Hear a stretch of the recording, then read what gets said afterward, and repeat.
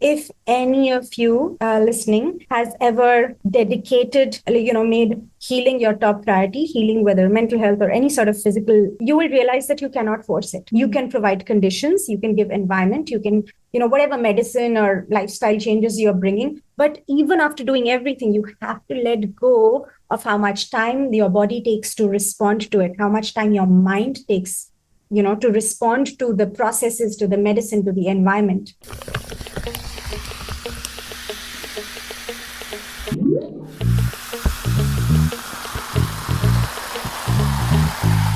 Hello and welcome to Liquid Love, a podcast on self-love, creativity, and living authentically.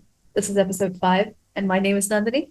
My name is Mnayitre, and today we'll be talking about, my version of letting go, in hopes that you realize your version of letting go. And when I say version, I mean what letting go, the process, the definition, what it looks like for you. In the previous episode, we spoke about Nandini's version of how they realized about what letting go was, what was their journey, and the importance of it. I didn't let go of anything in my life because I was holding on to my past, which created my self-identity, right?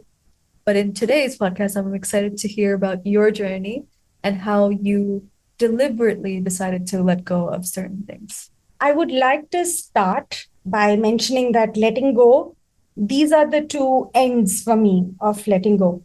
And everything in between is what it is for me, how letting go looks like for me. So one extreme is I wrote a text to somebody and I don't know, it's like a dicey situation. So I don't know if the other person will reply, when they'll reply or not. So I just, after writing whatever I had to write to them, sometimes I'll delete the chat or sometimes I'll just will archive it. That's one end of letting go. The other end of letting go is my great crisis in life. When I didn't have the necessary words and terms to describe it. Letting go, I wasn't in a headspace to, put psychological terms. I was basically just living by the hour. That was enough for me. That is how challenging that time in my life was, because something that meant everything to me at that moment had shifted, had broken down. And after me trying to keep it together in every way possible. And so I'm talking about family. My family dynamics had shifted. And, the changes were creeping in different ways. It's like the Lego blocks. The base of the blocks the foundations were cracking, and I was just doing patchwork from every side. That is what it felt like to me. So whether it is my then, partner, whether it was my career, whether it was my family, there were lots of changes. Each member in my family, it was just like divine timing. It was all coming together and it was time for all of us to change and shift. That was the death of a lot of things in my life. And a lot of mindsets in my life. And that's one extreme of letting go. So I will hopefully talk about both. And the common formula or the common structure that I find in every time that I understand the concept of let go is realizing that this shit isn't working. And in a very extreme case, when I was going through the crisis that I'm talking about, that time it wasn't proactive, it wasn't voluntary. That time I was just doing anything to just live, And when the crisis finally happened, I was like, well, it's done now. I'm just living because I'm proactively not doing anything to stop my life. That is the only reason I have survived that time, because I was not actively stopping myself. And so starting from there, and just living by the hour sometimes, because I couldn't see beyond an hour, building myself up little bit, each brick, one brick at a time, one day at a time. I reached a place around 2022 when the world was actually going through a really big crisis, the pandemic. I was in the prime of my life because I had just freshly reborn and I had found all these answers and all this clarity within myself. I had found freedom because I was able to let go, even though not deliberately. I was able to let go and shift and redefine a lot of core concepts for myself, which brought in a lot of satisfaction and freedom and empowerment for me. And so the lighter versions of letting go, like I said something, the other person said something, there's a misunderstanding. I just, let that go till a point where we can reapproach that same topic. That came later. But if I had to go back to the most priceless realizations of why letting go as a process is necessary, is because nothing is and ever will be perfect in the way that I once thought it was. As long as I'm in this human body, I know that there will be parts of me that are broken, scarred, imperfect. And so accepting them and embracing them as they are is one way that I let go of my imperfections or, what's missing. Nandini in the last episode has spoken about, I remember you giving that example of, if it takes 30 seconds to pick up a sock while you're on the way to somewhere, you'll go ahead and do it. For me, it was the other way around. So when I was, taking care of the house, generally speaking, my mom was doing the man's job and the woman's job both. And she has done the best she could. They're single parent. Yes, single parent. So she's done, I would say there have been a lot of issues, but I know in my heart that she's done the best that she could. And so did I. What I had become as a human being was I was very OCD about a lot of things and a lot of perfection of this should be there, that should be there. So when I used to overwork myself, I didn't even realize it. So for me, cleaning the house is not work, it's just life. I wouldn't acknowledge myself for a lot of things that I automatically did. So when I actually ended up going during my master's to a hostel, all the other girls in the hostel were crying because they had a hard time, taking care of their own selves and, cleaning and washing and everything. And I was like, what? That's easy because now I'm just working for me. Because at home, I was just working for a lot of other people. Yeah. But I never acknowledged it as, I'm working for, I never gave myself the credit. I wasn't kind. So one of the greatest, most priceless things I have realized through the process of letting go is nothing is ever going to be complete. Nothing is ever going to be perfect in a certain way. So be kind to yourself in the process. And whatever that kindness means to you, on certain days, kindness can be, like you said, staying in bed a little longer. Sometimes kindness can be, okay, I need to meet a deadline, and this is the most I can put together right now. Let me just submit the assignment at this level. Let me not keep working on it, and that way I never submit. It's maddening perfection. Yes, this idea of perfection. It's irrational. Yeah. It's an illusion. It's unhealthy, and it's an illness. Yeah. And I was living with it. So letting go, while letting go, I realized the most important thing is be kind to yourself. So now when I'm having a hard day, when I feel I'm having a hard day, even before I have let go of something, like for example, I had most of my issues or majorly relationship issues were. Now I'm very proud of myself, but I've navigated relationships really well. I'm really proud of the way that I navigate relationships today. And also, I just want to emphasize that when we talk about relationships, we're not talking about romantic relationships. No, all relationships. Every relationship. One with your brother, one with your sister, your mother, your teacher, your neighbor. These are all relationships. Yeah. And the key for me was having a self within all those relationships. That is where the boundaries come in. That is where I acknowledge and fulfill my own needs.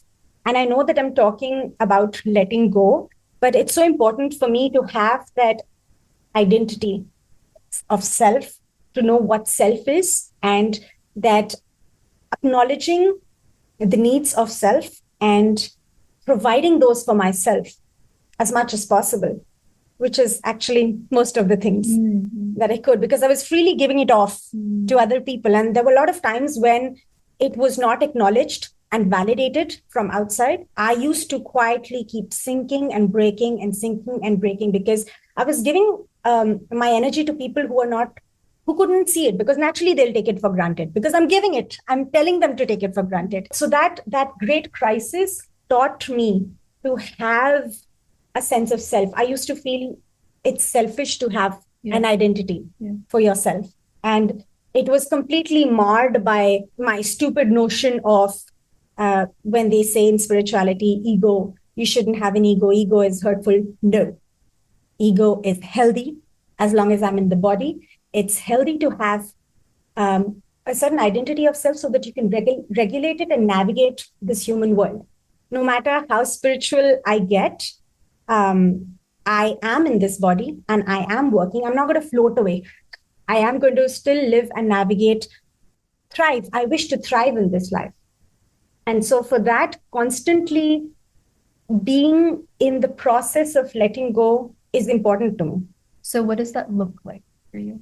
What it looks like is I had to build a system which felt safe for me, comfortable for me, that I can do it frequently. Because I had this perfectionist tendency when I went into healing, well, in the spiritual community or even in the manifestation community, I was like, I'm going to identify everything that's missing. I'm going to do everything I can. I'm going to rush it. So I tried to rush it and I tried to force it. I cannot.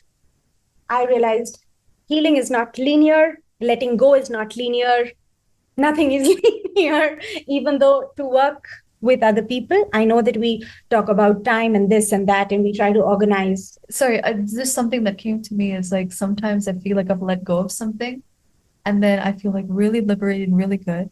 And then sometimes it pops up years later. It does. And then I have to redo the whole thing because that's when I realized like, oh my gosh, there was another seed of pain inside me with this.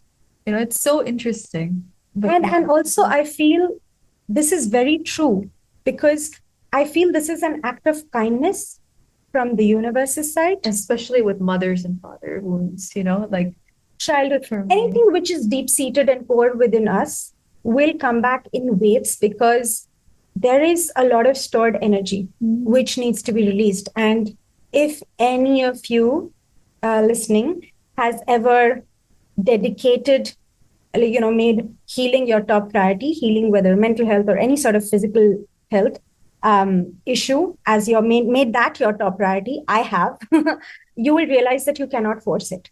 You can provide conditions, you can give environment, you can, whatever medicine or lifestyle changes you're bringing. But even after doing everything, you have to let go of how much time your body takes to respond to it, how much time your mind takes, to respond to the processes, to the medicine, to the environment. That is why it is great I personally feel it's great to go on retreats. If, Western medicine or, Ayurvedic medicine or whatever, ancient medicine works for you, it's great, but you will know what works for you. What works for a second person might not work for you. But that you can only realize by exploring and going through it.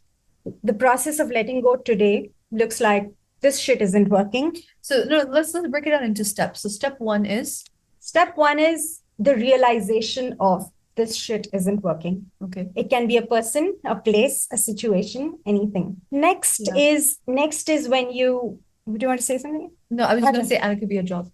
Okay. And it could be a job. Yeah, absolutely. Yeah. Any sort of situation. And the next is, what do I do about it now? That's step two. Yeah. So there are things you can definitely do proactively. I'm a big supporter and propounder of the fact that, it's your life. You get to choose how you want to think about it, what changes you want to bring to it. But I have also realized there is a part of the proactivity that you need to relax into it. I can't make a list of, okay, I'm going to take this medicine, I'm going to cut off these people from my life, I'm going to do X, Y, Z. And then you're just looking at your clock every 5 minutes, like, have I let go now? It doesn't work like that. You have to realize, you have to build a process that is sustainable for you, that feels safe and comforting and warm, that you can fall back on over and over again. And you will know what that is for you.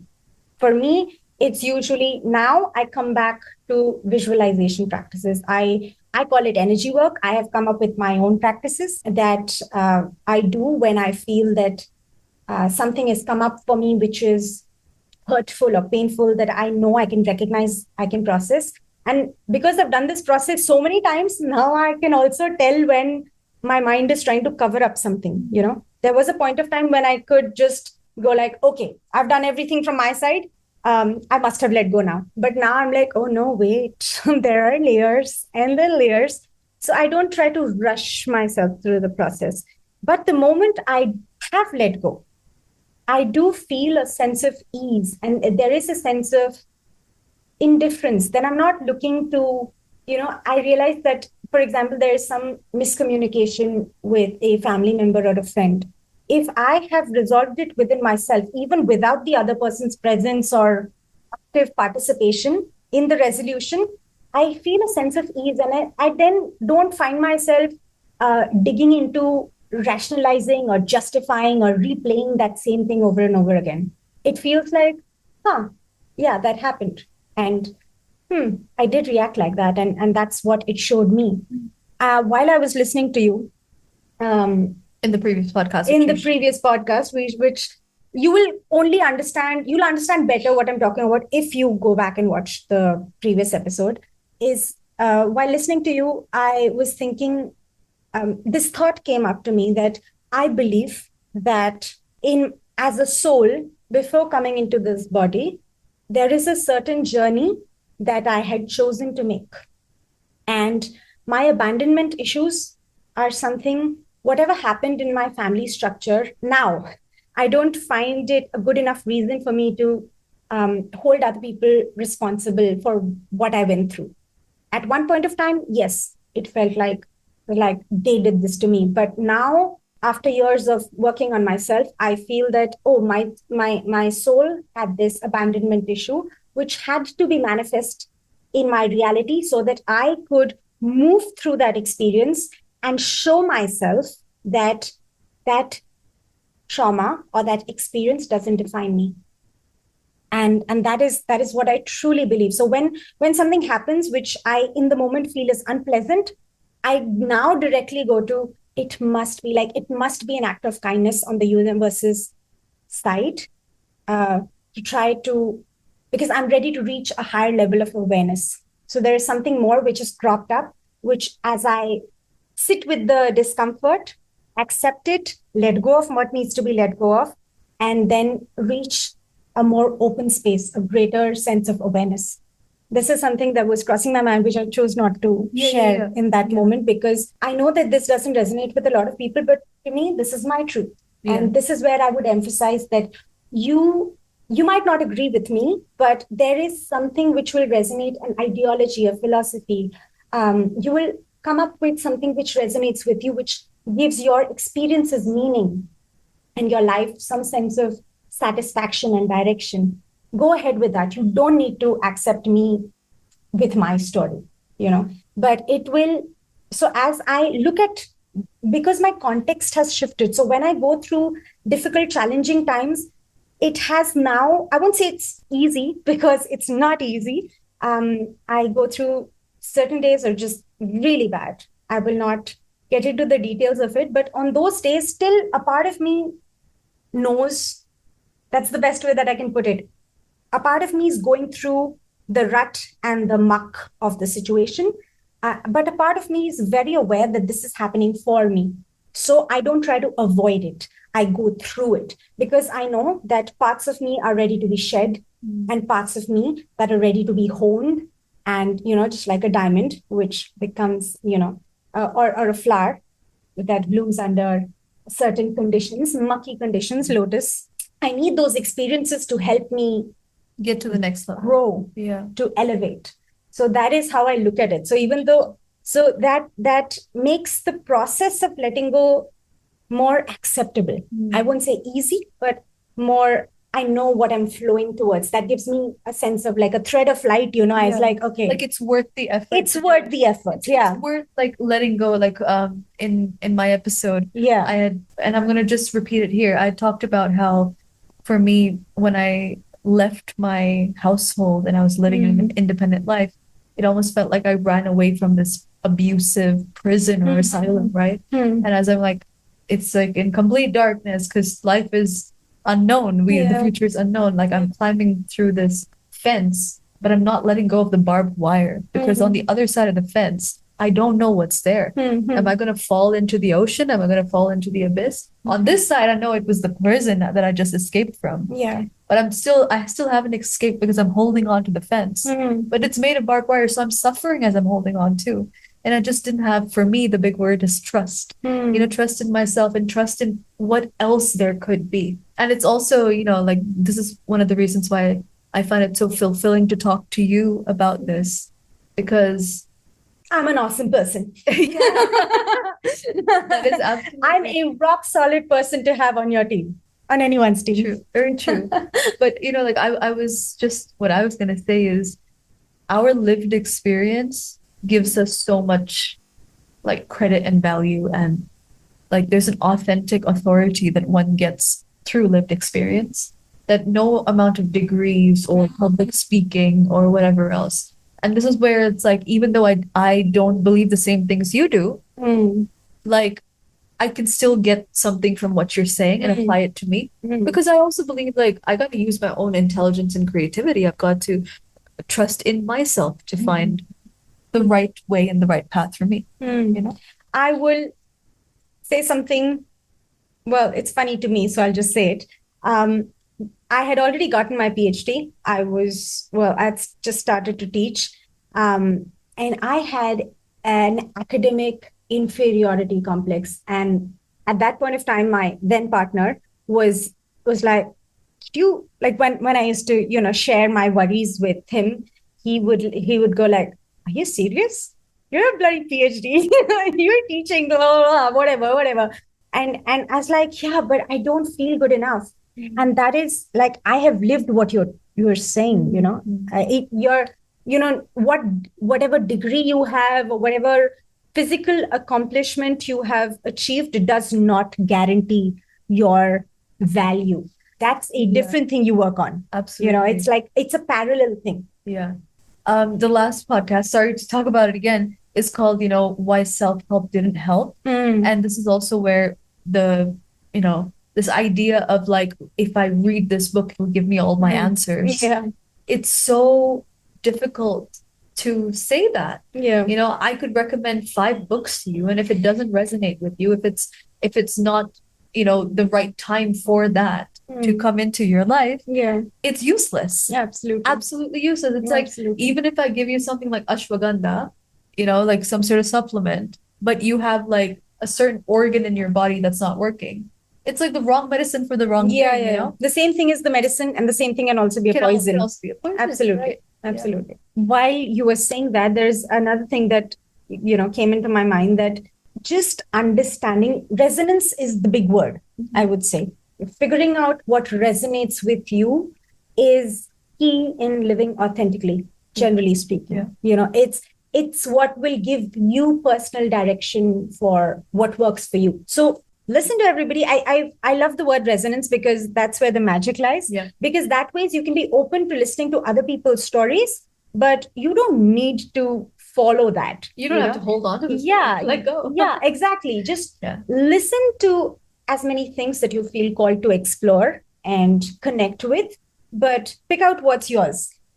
But pay attention to what you do connect with, because quite often that can give you the answers. That is what I meant by resonance. It's like, that's magic. And I think absolutely. But what I mean by that is like, quite often we think, especially in the self-help world, the self-improvement world, that we have to have a purpose. We have to find the answer, right? But quite often I have found the answer is in the simplest little things. It's in the smallest little things. For example, let's say that I'm very, like my eyes are really attracted to seeing people with red nail polish on their hands. It's like a very strong I'm wearing color. the wrong color today. No, right? But like, let's say that I notice that every time someone wears a red nail polish, I compliment them on it. But why is it that I don't apply it myself? So like, this, by the way, is not necessarily a true example, but what I mean to say is sometimes something as simple as that can create the shift. It can create the difference between you just feeling like, yeah, well, these are my hands, I'm cool, versus, you know what? Let me just try it. Let me try it out. Let me put on some red nail polish. You know what? This feels more me. You know, like just like what feels more like you, what feels like a better and easier way to live, I feel. Yeah. Letting go is such an important part of living authentically in different cycles, in different phases of your life. And I have seen this pattern over and over again that things are cyclic. Yep. We all have phases. We would want to cling to a certain identity, but after a certain point of time, it just won't work. And the harder you cling, the more you suffer. The more you suffer. So letting go is valuable in moving with what feels true to you, you know. Also accepting that one must let go. Because I resist it. I resist it so hard. Like for me, that's why the rug had to be pulled from, like, that's why I had to go through the crisis, because I was like, because I was very like, oh, I write my own destiny. I'm going to make it happen through sheer will and, you know, determination and focus. So I get it. You know what? In our notes, I had written something right at the top. If I can find it, I want to say it. Yes, I said letting go is as easy or hard as per our attachment to the thing that we're letting go of. So depending on how much you're attached, that's how difficult it will be to let go. But also this is where, like in Buddhism, they talk about how, like, you know, detach from everything. Attachment's not good because it's harder to let things go when you're attached, but everything changes. So how can you be attached to something which honestly, it's an illusion, isn't it? You know what? I used to feel, since I'm so into relationships, I'm such a relationship focused person. I used to feel that as a child, whenever I came across this term of detachment, because it's emphasized in most ancient cultures. So whenever I thought that, oh, if I become detached, then I cannot give my all to the people that I love. King opposite. I am detached with my birth family, and I've told it to them openly, comfortably. I have found a certain level of detachment with most things in my life, with a lot of things in my life. And the more detached I am, the better I can, the more present I can be with them, the more honestly and authentically I can give to them when I'm there. And I can also discern better when it's time for me to pull away. Absolutely. That I feel is very important in sustainability. There are times where, you know, if, for example, you're asking me for something, you know, if I'm on that day not in a space to extend that help to you or support to you, it's far more satisfying and sustainable for me to say that, Nandini, I'm sorry, today I can't, you know, rather than me going like, oh my God, if I say no, Nandini's going to feel bad. And, you know, I'm going to say yes, but I'm going to do a shitty job at it. And then it's going to pile up within me. So, so I feel being attached to, like, and the idea of what it means to be a good friend should be like more flexible than being attached to the idea that we must serve ourselves first. We have spoken about it in the first 2 episodes. Oh, have you? Cool. We have, because the first 2 episodes, I gotta check them out. because the idea of self and having boundaries, naturally does that. In your relationships. After I've created a sense of self and I've learned how to acknowledge my needs and provide those needs to myself, I feel more complete in myself. So I don't feel obligated. But people have a hard time guilt tripping me. In fact, now I just laugh. I'm like, if I can see somebody trying to guilt shame me or guilt trip me, I'm like, okay, I just have this like, okay, I see what you're doing. And I just walk away because it just doesn't work. Because the angle that they're approaching to get something out of me, I can clearly see through it. But it wouldn't have happened had I not let go of the idea that their happiness is my job. Step 1 of letting go is realizing that this shit isn't working. Check. Which means you have to let go of something, right? So number 2 is, this means I now have to do something about it. And number 3 is, after you figure out what to do, you actually do it. Check. Right? So this means you have a clear intention, which is quite often a boundary. Okay? So after 3, there are 2, this is where there's like a fork in the road. The first is either it's accepted and it works, and thereby it can continue. It either grows with you or you just... Or you have to walk away. Right? So it means like, okay, I made a modification and it's working for me, or I tried to repair it and it didn't work, so I have to throw it away. Yeah. Something like that. Yeah. The fourth one is, I think I want to skip one. So I think the fourth and last one is then at that point, if you decide to let it go and throw it away, it's to allow the void and be comfortable with the empty space and the unknown. Yeah. With the hope that something better will fill the space. And I will conclude that summary with 2 points. One, and I can only say this because they really summarized it really well.